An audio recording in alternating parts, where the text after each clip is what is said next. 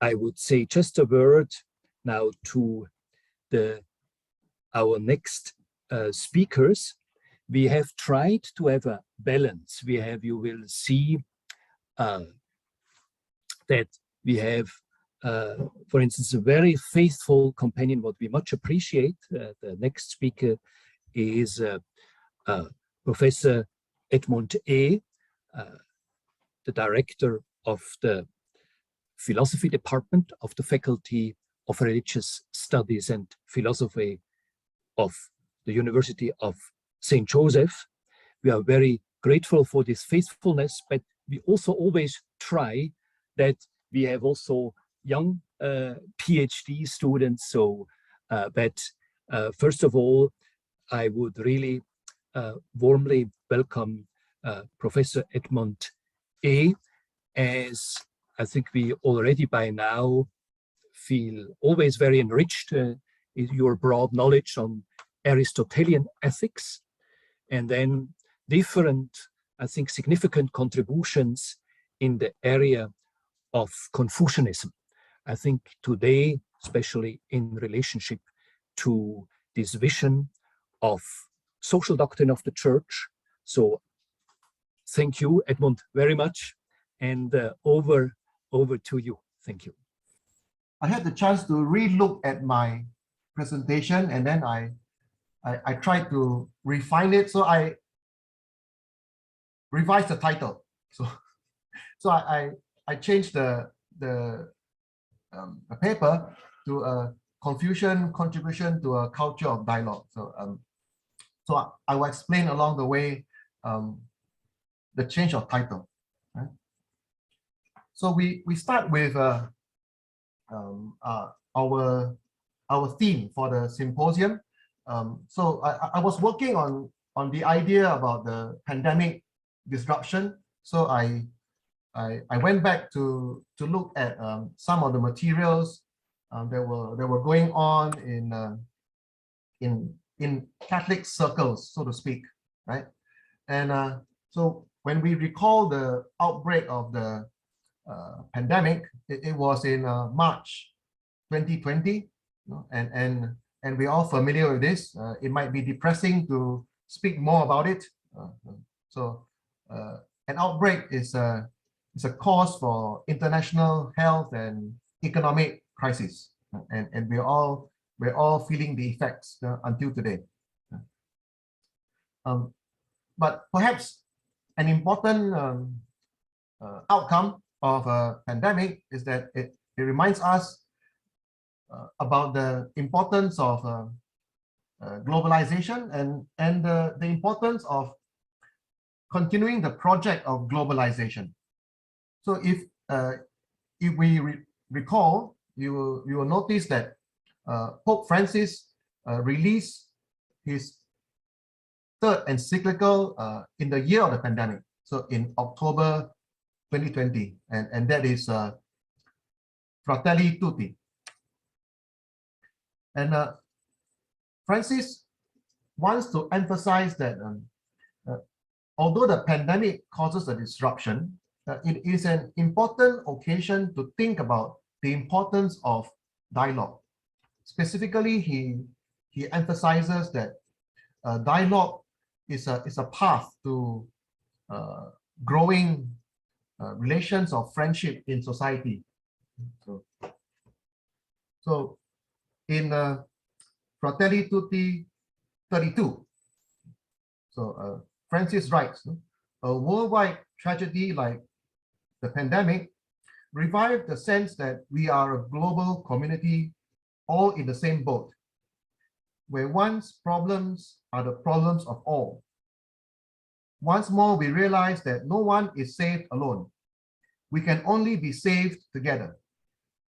So I think that's a very peculiarly Catholic idea, that salvation is not found individually, that salvation is found in the community, and the Lord saves his people as a whole. So we find our way by going together. And of course, Fratelli Tutti is in fact a continuation of the reflections that Pope Francis had with the Imam in 2019. So in February 2019, Pope Francis had an encounter, and he decided to issue a joint declaration speaking about the importance of human fraternity. And so this is Grand Imam Ahmad Al-Tayyib. And the document is titled Human Fraternity for World Peace and Living Together. Now, I think that this document is important because it is a landmark expression of interreligious dialogue, and it contains the expressions, the statements of the Catholic tradition as well as Sunni Islam. And so here's the quotation from the document, and here's my inspiration for the paper. Right, so in the name of God and everything stated, Al-Azhar Al-Sharif and the Muslims of the East and West, together with the Catholic Church, declare the adoption of a culture of dialogue. So the document wants to set believers on the path of dialogue. And mutual cooperation is the code of conduct. Reciprocal understanding is the method and the standard. So here's the structure of the presentation. So the first thing we notice is the objective. We are to embark on the path of dialogue. So how do we do it?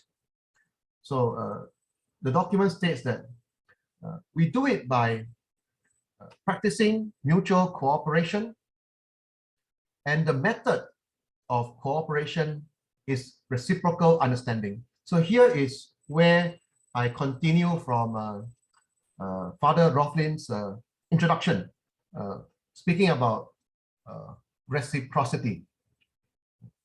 So the objective of this paper is to provide some evidence of where do we find Confucian resources that can be used to support this joint declaration. Namely, are there any Confucian virtues that support mutual cooperation and reciprocal understanding? If that can be found, that means that Confucianism and Confucian virtues can be useful for establishing a culture of dialogue. So I just have two quotations for our consideration today. So the first one is Analects 15:24, and both quotations have to do with this very important disciple called Zigong. Zigong is prominent in book 19 of the Analects, and in other places he is largely criticized for being a rather rigid person. But Zigong also appears many times, appears very prominently in the Analects, and he seems to be an interpreter of the master's teachings. Right. So here is a conversation. So Zigong asks, is there one word that can serve as a guide for one's entire life? So this is very substantial. Right? Just give me that one concept that I can use for forever. So the master answered, it's understanding, shu. Do not impose upon others what you yourself do not desire. So we recognize this as the so-called Confucian golden rule. So I'm using the translation from Edward Slingerland, published in 2003. So Slingerland explains that shu, this character, call it a virtue. This character is made of ru, and sin. So ru means to compare, and sin is the heart mind. And so to translate shu as understanding means that understanding implies empathy. Understanding implies knowledge of the other. And so this is why shu, the expression of understanding, is to practice the golden rule, to exercise a kind of restraint. Yeah. And I think that this is an interesting way to think about Chinese behavior.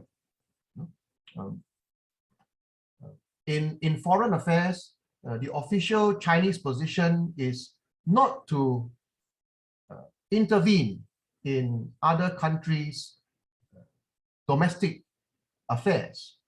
So do not impose onto others. So there's an expression of reciprocity here. And this reciprocity brings the leader to exercise restraint, not to harm others or not to disturb others. So, my first conclusion is this, that in the analects, we see this virtue shu, and understanding is not simply one way. Understanding here means reciprocal understanding. So, 己所不欲，勿施于人. So I in this part I argue that the virtue of shu enables the beginning of dialogue to the extent that it promotes reciprocal understanding. The next passage would be Analects 6:30. Again, we see Zigong. So Zigong claims, if there were one able to extend his benevolence to the common people and bring help to the multitudes, could such a person be called good? And Confucius answers, no? Why stop at good? So good here is ren, or Slingerland translates ren as good. Right? Such a person should be called a sage. Even the sage kings Yao and Shun would find such a task daunting. Desiring to take his stand, one who is ren helps others to take their stand. Wanting to realize himself, he helps others to realize themselves.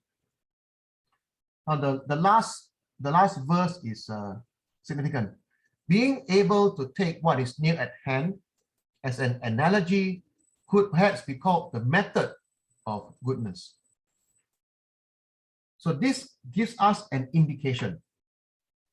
Ren has the meaning of goodness. In the Analects, ren is the chief virtue. It completes the human being, and ren includes empathetic understanding. And so here is the second virtue that has been identified, meaning that the Confucian virtue of goodness contains mutuality, as we see in that earlier verse.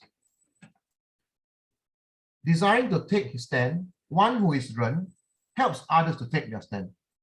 Wanting to realize himself, the Qinzi helps others to realize themselves. So I argue that in the Analects, ren, goodness already means mutual goodness. A moral leader who is concerned with realizing one's own good will simultaneously strive for the realization of other people's good.